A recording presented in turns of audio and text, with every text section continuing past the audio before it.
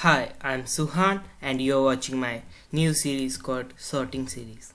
In this series, we will be taking a look at the algorithm or the sorting algorithm. First, the question arises that sorting and why we should learn it. One of the examples one of the examples or one of the reason to learn sorting is that to manage the data very carefully. Many people think that sorting algorithm should be learned by those who are learning data structures or who are learning data science, and it's true that they use the algorithms a lot, but as a web developer I want to say that we also use our sorting algorithms in most of or sometimes in our life for building. We can say that we use sorting algorithms in building e-commerce websites if the data is given in a bunch or in a bulk.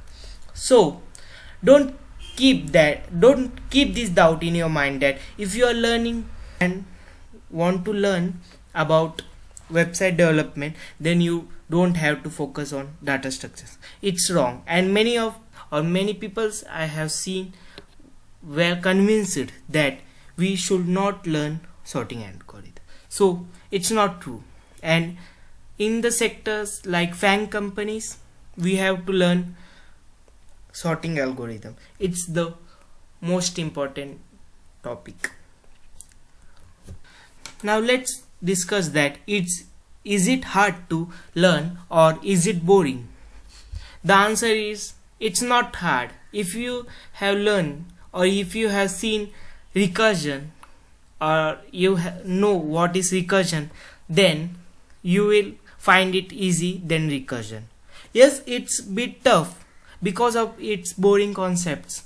I will not say boring, but the concepts in a sorting algorithm becomes repeated, or it becomes a repetitive task and a hard task at the same time, because every algorithm or sorting algorithm has its advantages and disadvantages, and many of the algorithms you will see have worst case of n log n or n square, and it's the most cases, but the cases where we implement it is the most important thing we have to learn. In next videos I will be explaining every sorting algorithm one by one and how to implement them and how and where to use them. Now the third question, do I have to implement a sorting algorithm by scratch in day-to-day work? No, and the simple answer is no. Then why companies need people to learn sorting algorithm? And this is a good question.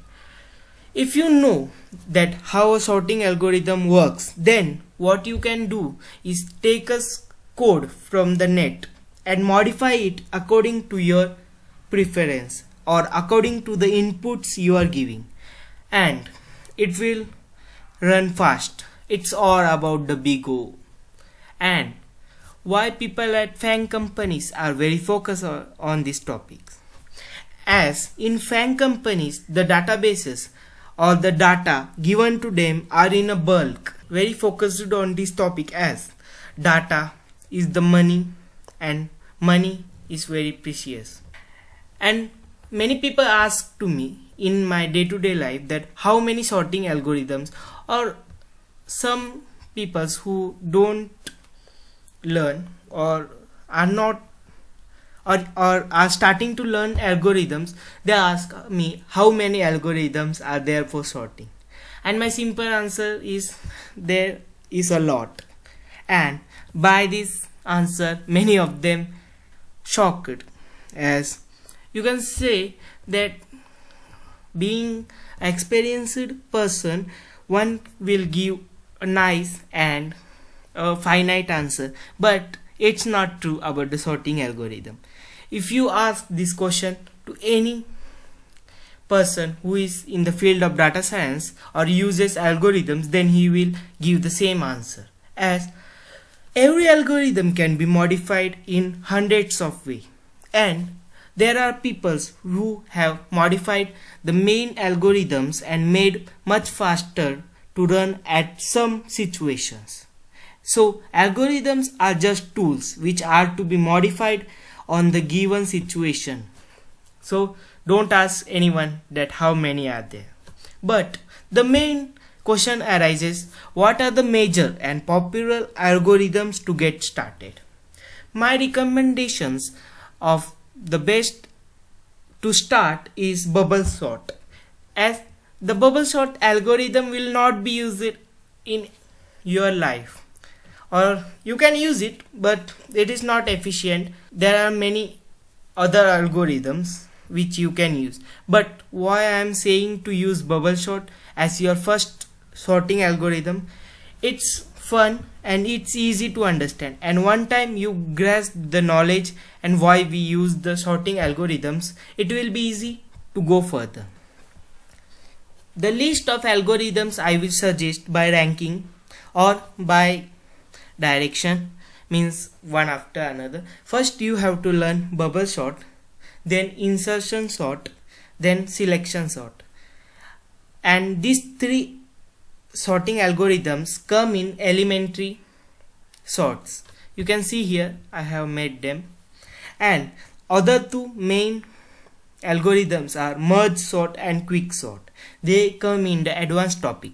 So if you learn these three sorting algorithms and then use them, you will notice a great or a confidence in yourself, and then you can learn the merge sort and quick sort, and that's it.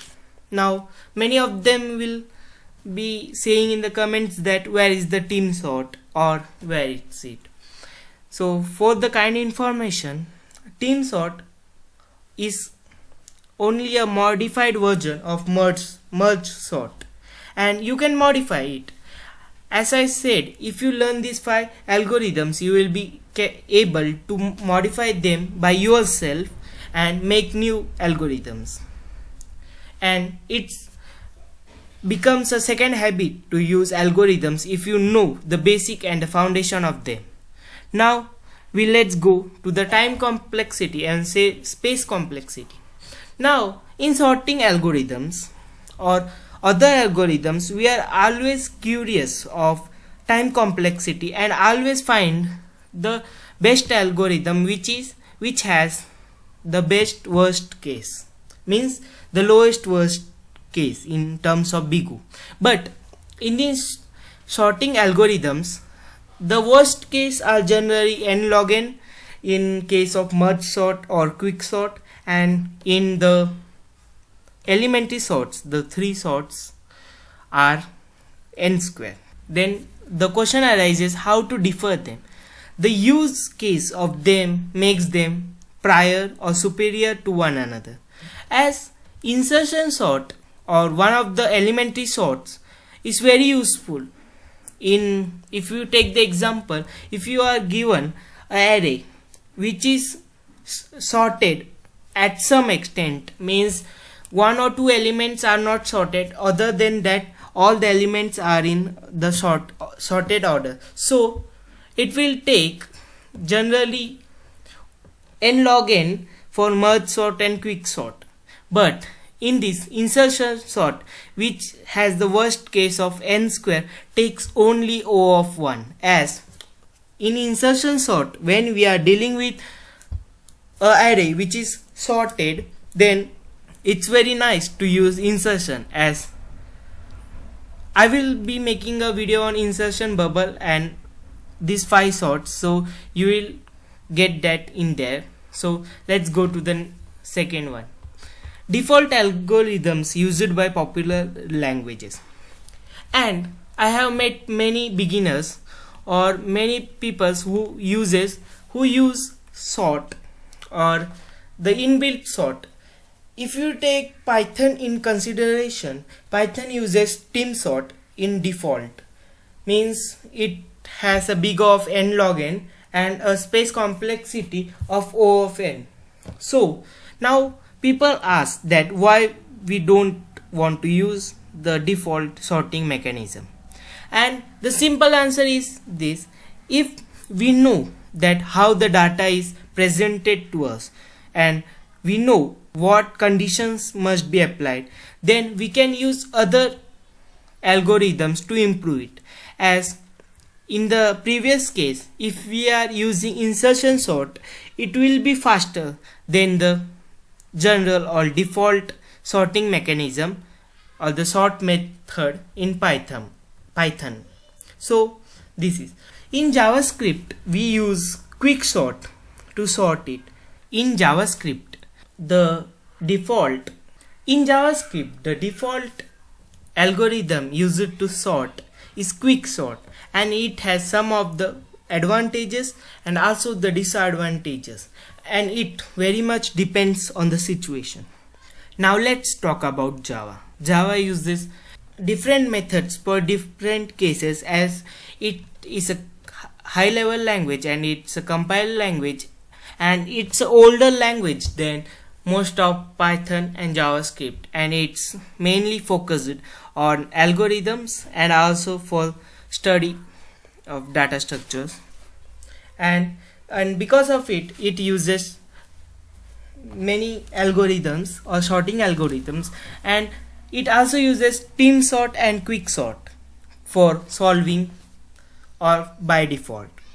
I will be making videos on bubble sort, insertion sort and other 3 sorts, and I highly recommend you that to implement your sort and also to write the code when I will be showing my code. So stay tuned, next video will be on bubble sort. Thanks.